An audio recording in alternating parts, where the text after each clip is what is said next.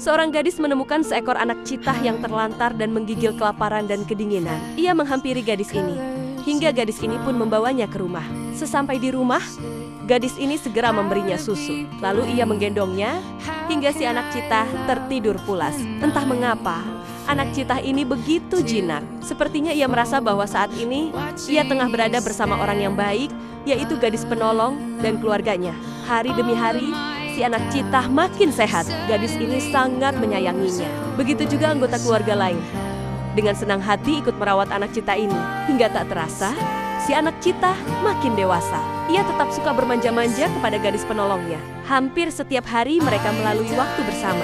Hari-hari yang berkesan, yang menambah keakraban dan hubungan layaknya saudara kakak beradik. Anak citah yang dulu terlantar, kini telah mendapatkan rumah dan keluarga yang amat menyayanginya. Terutama gadis baik hati ini, ia amat memanjakannya.